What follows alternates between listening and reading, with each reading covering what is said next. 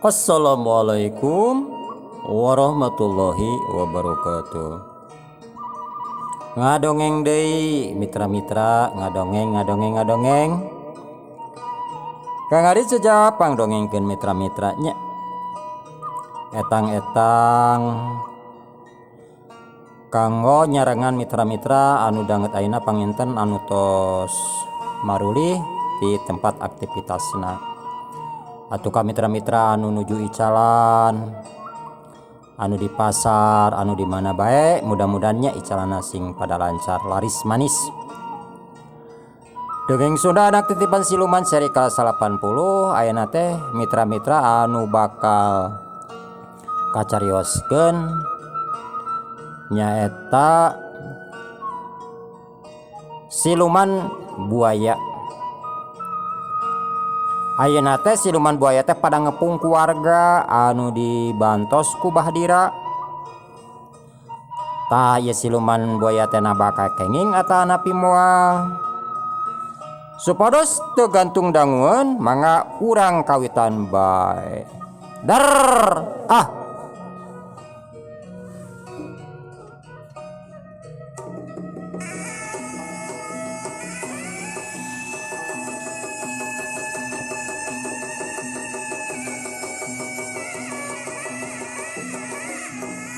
Mang Joro luncat heuk badogna ngahancat tonggong si baya putih.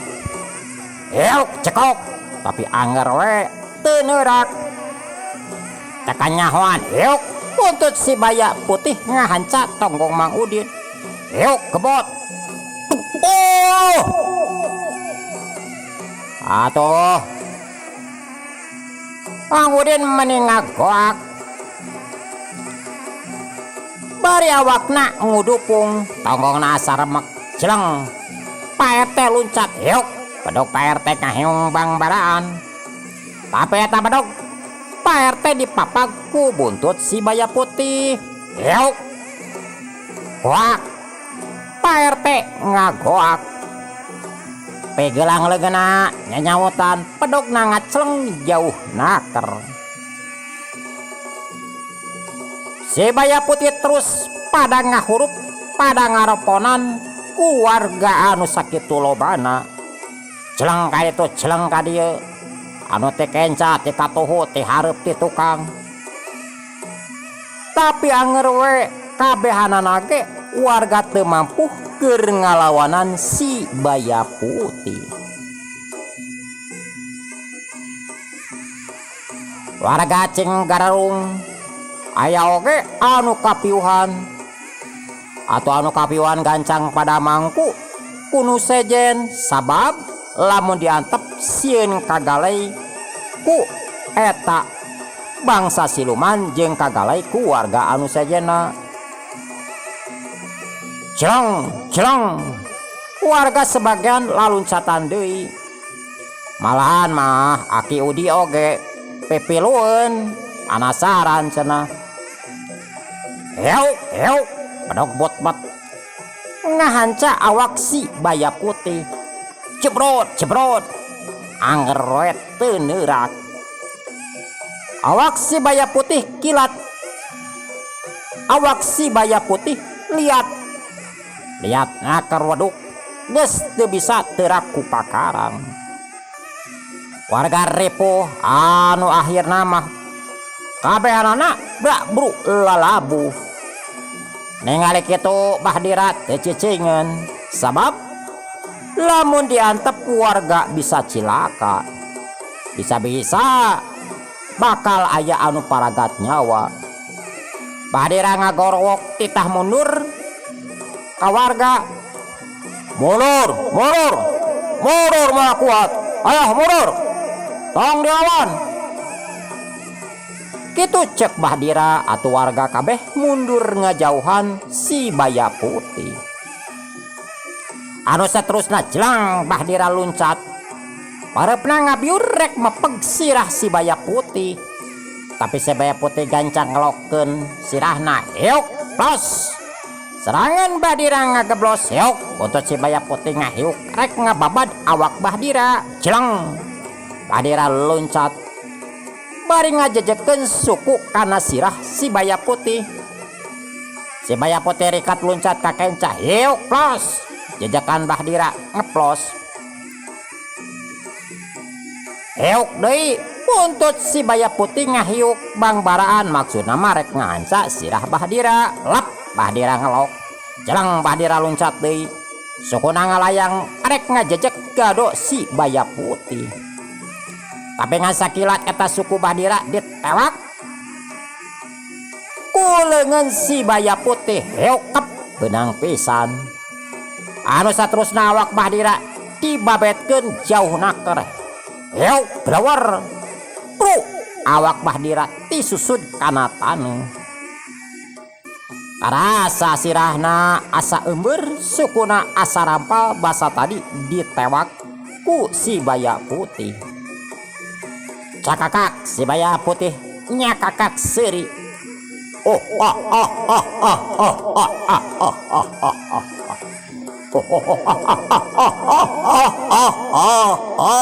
ah. Hai, manusia, sok jajaguanan sia, hah? Rek ngalawan kaing.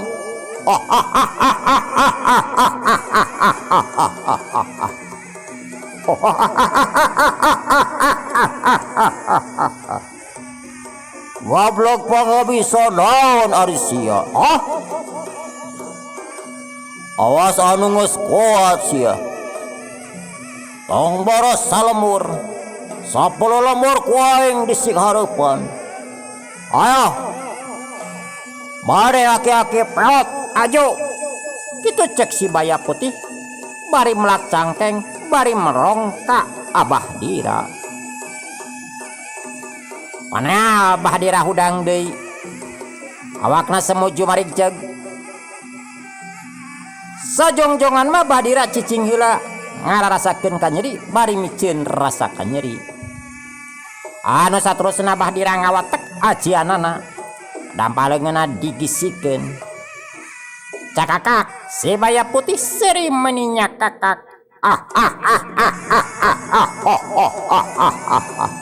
Wah. Oh, sia goblok ajian naon? Ayo, gunakeun. Sok gerak ketrukeun. Beakeun kabeh. Kitu cek si baya putih. Bari anger we melak cangkeng. Manehna estuning teu ngarasa sieun jeung gigis. Celang Bahdira luncat dampaleungeunna meber. Ku si baya putih teu dihindarkeun eta dampaleungeun atawa tampilingan Bahdira diantepkeun. Heu cekok. Pipi si baya putih ditampiling katingali. Pipi si baya putih ngabul ku haseup perwatek ajian Bahdira. Dalamun kena anu sejen mah piraku teu ngagulutuk. Tapi kenana ka si baya putih mah anger we si baya putih teu kerel-kerel. Eok deui cekuk cekuk. Dampaleungeun Bahdira sababaraha kali ngahanca pipi si baya putih. Anger we teu kerel-kerel. Atuh Bahdira mending ngahuleng. Cek pabekir Bahdira kakara ajianana teu mempan ka ieu siluman. Padahal mah ajianana teh anu diandelkeun. Ajianana diandelkeun salila ieu, tapi ayeuna mah estuning teu mampu. Keur ngaulang kitu heuk. Dampaleungeun si baya putih ngaheuk bangbaran. Cekok. Bahdira ngagoak. Pipina ngadak-ngadak tutung sapada harita kakeunaan ku teungeulan si baya putih. Bro, awak Bahdira roboh bari ku gulingan dina taneuh. Ngarasakeun panas lain di kieuna pipina basa ditampiling ku si baya putih. Atuh warga anu nempo unur-unuran. Cakakak si baya putih nyakakak seuri ningali musuhna roboh. Ayo,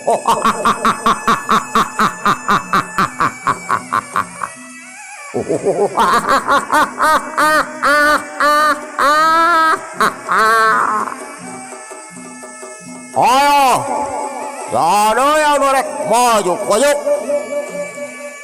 Ayo, korabuk ikan wawanen jeung kapisa sia.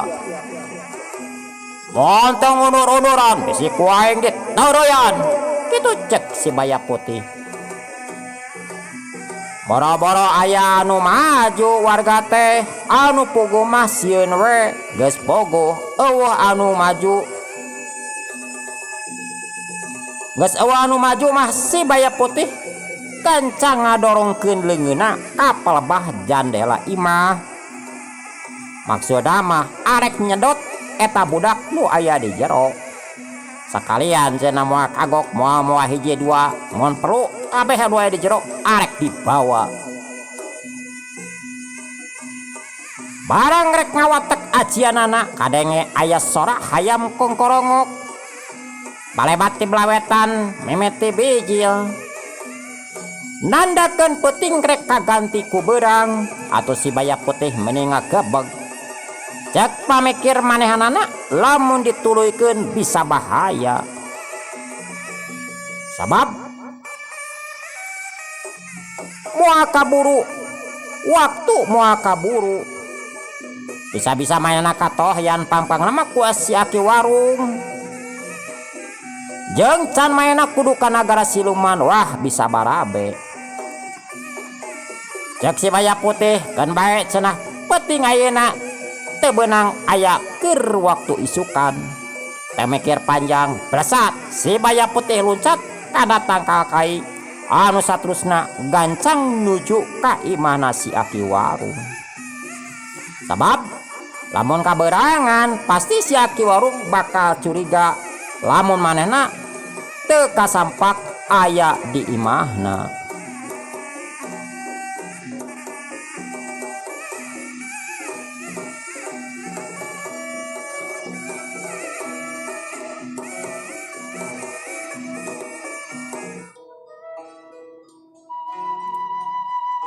Anu saterusna si Baya Putih gancang asup ka enggona bener we si Aki Warung mah geus sudang. Malahan manggeus kadenge rek ngahurungkeun hawu. Da geus biasa si Aki Warung mah hudangna teh subuh pisan. Jadi persiapan keur dagangkeuneun nya da manehna anu pakpipekna timimiti nyangu naon itu ieu nyeun gurangan gorengan teh es tenung si Aki sorangan eueuh nu mantuan. Waduh, telat saeutik aing bisa katohyan. Kitu cek si Baya Putih. Bari kituna teh si Baya Putih pura-pura babatukan. Hari-harita PRT sabatur-batur geus ngaliud anu kapiuhan gancang diparayang dibawa ka saung. Bahdira ge harita geus dibawa ka jero saung. Anu saterusna anu kapiuhan pada nyeuceuhan ku cai. Atuh nu kapiuhan teh cing kalulisik hararudang bari nyalengir. Awakna sarikes nyeri lain di kieuna. Atuh ngaranna dibabuk ku buntut siluman. Bari jeung siluman buaya puguh we tong borok ku buntut siluman buaya sanajan ku buaya biasa oge piraku teu ngaceler. Bahdira geus bisa diuk sok sanajan pipina masih keneh geuneuk. Untung Bahdira ngagem ajian keur paniis. Lamun teh kitu mamaena bisa cilaka. Bahdira sabisa-bisa nyagerkeun awakna. Keur PRT sabatur-batur ngarasa bingung mitra-mitra. Kudu kumaha lamun geus kieu. Da peuting ge lamun teu kaburu kongkorongok hayam mah sigana geus kudu aya anu dibawa deui. Tangtuna bakal aya nu kabawa deui ku eta siluman buaya. Napikeun kabrai beurang sararea masih keneh ngariung di saung ngan cek Pak RT anu rek balik masuk we baralik heula ke cenah mun aya itu ieu tangtuna bakal dibejaan. Atuh geus dititah baralik mah gancang sararea baralik aya anu di saung ngan Pak RT, Mbah Dira, Aki Udi, Mang Juhdi, Mang Joro, Mang Udin jeung sebagian warga. Anu baralik teh warga kalmurna bari jeung maruringis. Pang-pang nama anu beunang pisan katenggel ku si baya putih.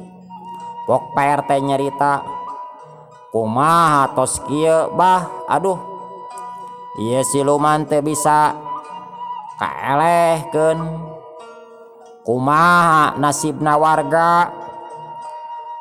Abdi mah asa ringrang, asa bingung. Kitu cek Pak RT, bangun anu putus asa. Ya Pak RT, ieu mah siluman kuat kacida. Ajian Abah ge teu mempan. Biasa nama ajian Abah teh tara nepikeun ka sakali dua kali neungeung, kusakali ge musuh teh ngajungkeun. Tapi ieu mah nya urang bari neangan cara we anu sejenna. Kumaha carana keur newak eta siluman? Urang ulah ponok pangharepan. Sabab urang mah salaku manusia diwajibkeun ikhtiar, kitu ceuk Mbah Dira. Mbah Dira sanajan hatena geus ciut, geus seber keur nyinghareupan si baya putih, Abah Dira teu ngacirikeun ka warga. Sabab lamun manehna jol-jol nyerah, wah cilaka sumanget warga bisa leungit. Bobohan Mbah Dira mah hiji kolot anu geus pangalaman, geus ngarasakeun asin pait haseumna kahirupan. Jadi Mbah Dira mah teu ujug-ujug mere jawaban anu kira-kira matak jadi masalah. Mohon Bah, nyangakeun we ka Abah tos kieu mah. Da abdi bade kasaha deui tos kieu mah. Sareng ayeuna mah nya hayu we atuh Bah urang ka bumi abdi. Urang di ditu ngobrolna ari ditu mah atuh aya cai. Kitu cek Pak RT ngajakan ka Mbah Dira jeung ka sararea. Nya hayu atuh Pak RT. Nyalah mending di ditu teuing Pak RT, atuh di ditu bisa-bisa ngagoler. Anu saterusna sararea nuju ka imahna Pak RT. Bari Mbah Dira arek ngareureuhkeun ka cape. Karena jam 1 berangan harita aya anu rentang-rentang datang ka kampung Ciherang. Nyaeta Wijana jeung Mang Saka anu geus nepi ka kampung Ciherang. Anu saterusna Wijana jeung Mang Saka nuju ka warung si Aki. Gek Wijana jeung Mang Saka dariuk dina bangku warung. Bari kituna teh Wijana jeung Mang Saka pesen kopi 2. Ki, ngadamel kopi 2. Sigana mah keur kieu mah seger kana awak, kitu ceuk Mang Saka. Ah, mangga Ujang, mangga. Ke, antosan heula. Kitu ceuk si Aki. Kituna teh si Aki gancang nyen kopi 2 cangkir batok. Sok dibikeun ka Mang Saka. Iya, Ujang, kopina ye. Atoh anu saterusna eta kopi ditampanan ku mangsaka. Pok mangsaka nanya kasih aki warung, "Aki, hari ieu kampung naon namina?" "Oh iya teh Ujang, anu kasebut mah Kampung Ciherang." "Oh Ciherang," kitu cek mangsaka.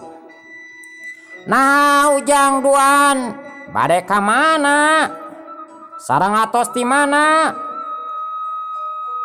"Saha nami?" kitu cek si aki warung. "Oh abdi mah Ki teu puguh tujuan. Nya biasa we Ki kukurilingan neangan pengalaman. Ari wasta abdi mah mangsaka ari ieu dunungan abdi namina Den Wijana." Kitu cek mangsaka. "Oh Ujang teh atuh jawara. Aduh Ujang, cik manawi sareng manawi. Ujang tiasa nulungan ka warga Ciherang anu keur danget ayeuna teh keur seueur masalah." Kitu cek si aki warung. "Oh nulungan perkawis naon Aki?" kitu cek Wijana nanya ka si aki warung. "Kieu Ujang, oge kasih Aden, yen di dieu teh keur genting. Sabab aya siluman anu sok maok budak nyaeta Orok. Malahan mah budak jang usup leungit tos dipaling ku siluman. Ayeuna teh di kampung Ciherang teh keur nguyung bingung, keur loba masalah, boh pengurus boh warga kudu bingung anu teu manghitungtung kumaha cara ngatasi masalah ieu." Kitu cek si aki warung. "Oh tos sabaraha dinten Aki kajantenanana?" "Ari kajadianna mah karek 2 poe Ujang. Malahan mah bah dirage salaku kokolot. Nyaeta kokolot di ieu lembur teu bisa ngayonan eta siluman. Ayeuna teh urang lembur saolah-olah keur bingung. Keur bingung Ujang oge Aden. Bingung lain bingung bobohongan, bingung teu boga beas marada leuheung." Kitu cek si aki warung. "Oh kitu Aki, kumaha Ki tiasa jajab ka ditu ka bumina Pak RT?" Kitu cek Wijana. "Hayu Aden, Ujang hayu. Aki bungah pisan mun si Aden jeung si Ujang bisa mantuan, bisa memeres masalah ieu. Syukur keur Aki mah, syukur pisan. Keun sugan we jadi amal keur hidep duaan." Kitu cek si aki warung bungah kacida yen Wijana jeung mangsaka rek mantuan warga anu keur kasusahan. "Ke Ujang, Aki marek nutupkeun heula warung. Tungguannya sakedeung." "Oh mun mangga Aki, mangga sok diantosan." Anu saterusna si aki nutupkeun warungna. Geus beres nutup warung, anu saterusna tiluanana ngajugjug ka imahna Pak RT. barang srok seep waktu